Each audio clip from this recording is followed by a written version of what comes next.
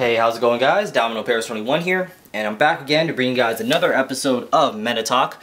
So for this episode, of course, I'm going to be talking about what I feel is probably a more underrated and underutilized deck in the competitive scene in Vanguard, and that is Spike Brothers. Now, while I feel that Spike Brothers do have a few things going for them that kind of, is holding them back from being that definitive top-tier competitive deck, I guess you can say, it still does what it does best, and just being that very highly potent offensive deck with what I feel is one of the best combos in the game, which is, Dragger over Emperor. Still very devastating, still very scary for your opponent to deal with, and at least with my personal experience, a game-winning combo. So definitely a lot of things going for them. So without further ado, let's actually get started on the analysis. So starting off with the first category of a competitive deck. Pressure. How well does this deck pressure your opponent? Well, if you actually seen the one of my top 5 videos that I've done with Warlike in 36, two ways we actually define a pressure card are a good way to pressure your opponent. One, having some type of on-hit ability that can provide a lot of consequence to your opponent for letting it hit, and two, having a very powerful card that essentially forces your opponent to play around and kind of like puts them out of that comfort zone when playing against the card. So when it comes to on-hit abilities, this deck doesn't really have those that type of individual pressure cards per se. The closest things I could tell you is Dudley Mason, and let me find them real quick. You have Maximum and High Speed Bracky. Now Maximum and Bracky, of course, are nice good classic staple cards in Spike Brothers that just allow them to essentially just hit those nice big numbers, especially late game. Being able to hit those higher tier numbers in combination with your break ride can be very devastating, and if you have these sitting on your field, your opponents will be very aggressive trying to go after these, so they're really good damage sponges in that sense.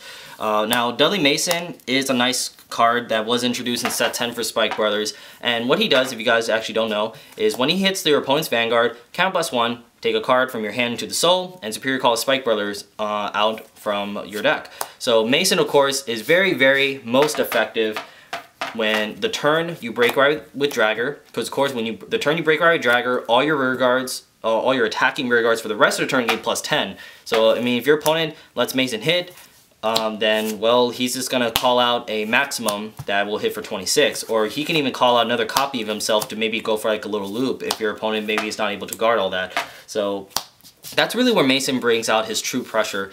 Now when it comes to early game, I feel like a misconception with Mason is that my opponents always feel so compelled to try and guard him early. The things with Mason, early game, if you're not, obviously break riding and such, a lot of times he's just, at least with how I use him, I just use him to try to set up my field, either getting maybe a booster to try and set up my field to go off with Dragger, or I maybe try to go for potential +1 play with Devil Summoner, but he's really not as pressuring early game as he is late game when you're break riding. So that's, I think, one misconception I wanted to clear with Dudley Mason. But in terms of actual individual pressure cards, outside these three, you have Field Driller as well, which allows you to get some nice +1s, but this is really all Spike Brothers really have. But really their true pressure comes from their main break ride itself, Bat and Dragger. Like I said, with Dragger, the combination between Dragger and Emperor is such a powerful combo that your opponent, if your opponent's not ready for it, it's pretty much an auto win whenever you break ride these, whenever you ride Emperor over Dragger. So like I said, with Dragger, he brings that pressure because it just forces your opponent to play around this card, because especially, at least with like I said, with my personal experience, my opponents has always been so reluctant on trying to get me at 4 damage, because a lot of times, especially early game, they maybe haven't set up a good defense to kind of, deal with the break ride. So a lot of times they'll probably try to turtle against me and keep me at 3 damage and just be very aggressive in my rear guards. In normal situation, when normally you just go after the Vanguard. So a lot of times it allows me personally to kind of gives me more time to help establish my field, and eventually my opponent has to give me limit breaks, so then when I go off, then well, I'm just gonna go off and win. So it could definitely be a nice good scare, as long as you have this in your Vanguard circle, it could be a nice good scare card for your opponent, and just forces them to kind of make some very weak decisions against this card. I mean, I've seen even my opponents hold back their rear guard attacks because they don't want to see me in limit break. So for this card alone being in your Vanguard circle, that's really where I guess you could say the true pressure comes in Spike Brothers, is just your opponent not letting you have your limit break. For that being said, just for how powerful Dragger is, and for the reason I explained, I'm gonna rate this deck 4 out of 5. So simple as that. Now next up for that category is advantage. How well does this deck produce advantage for itself? Well, to be very honest, there's really not much to talk about. This deck doesn't really have any way to build advantage necessarily. I mean, the closest thing they have is a Field Driller, which is a 7k base. I don't have one on me. Sorry guys, I actually don't have any more for some reason.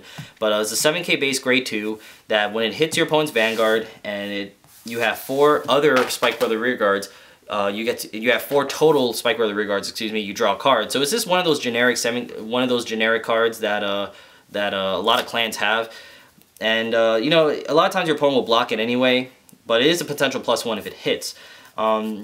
Outside of that, this deck doesn't really have any way to produce that kind of advantage for itself. I mean, another closest thing that they do have is, you know, if Mason get hit early game, you can go for potential +1 play with if Devil's Summer can actually, you know, successfully go off.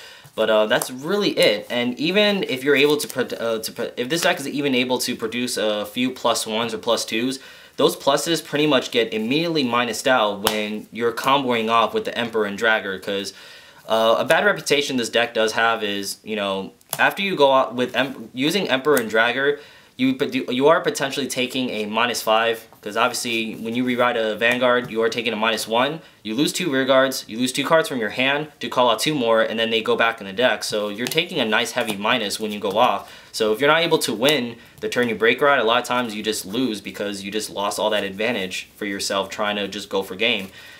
So it's pretty much, you know, that's pretty much it. I mean, maybe if your opponent wants to turtle you out, lets you save cards for defending because they're afraid of your limit break, that's pretty much it. But, you know, the deck doesn't produce much for itself. So with that being said, I got to give this deck a 2 out of 5. Simple as that. Next, and last but not least, for the third category is consistency. How consistent is this deck? Well, the thing with this particular deck for Spike Brothers as compared to, I guess you could say, the more higher tier decks, one thing that I always like and feel so safe of with my other decks, such as, let's say, Eradicators.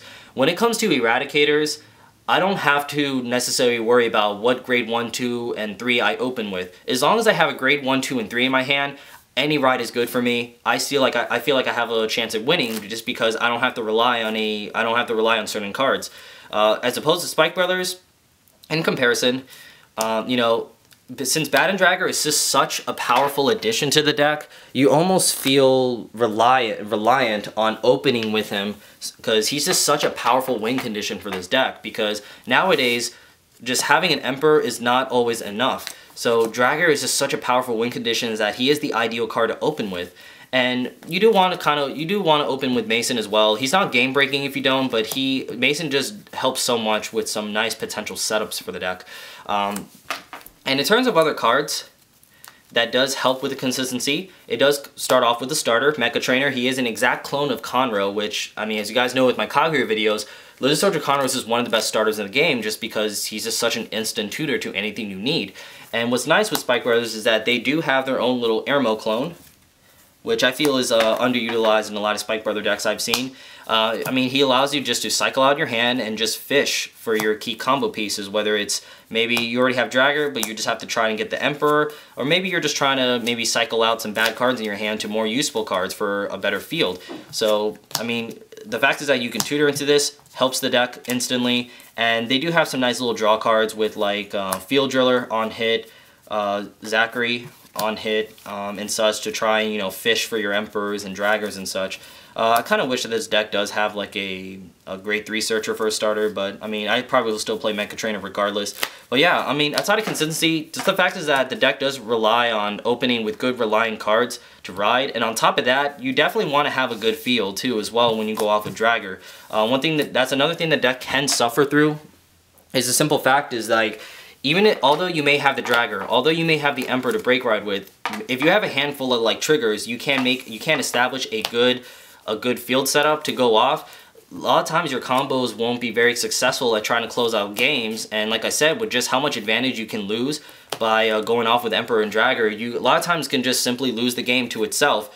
Just because of that. So that's kind of like where the deck kind of is held back a little bit from being that definitive competitive tier deck. And I feel like Spike Brothers can really use some better support to help, just to kind of help allow them to be more consistent in those you know, in establishing a field and opening the right cards that they want, or maybe not even be as reliant on opening good cards. So that's really what Spike Brothers really needs in terms of support. So with that being said, when it comes to consistency, I'm going to rate this deck a 3.5 out of 5. So that's pretty much it. As always, guys, thank you guys so much for watching. That concludes my episode of Meta Talk. For any Spike Brother players out there, feel free to leave a comment down below and let me know what you guys think. I mean, I know everyone is entitled to their own opinion and maybe have a different take on maybe some of the categories I explain. Definitely feel free to share that down below. And as always, guys, don't forget to leave a thumbs up in this video and subscribe to my channel if you haven't. And as always, thanks again for watching. I'll see you guys next time. Later.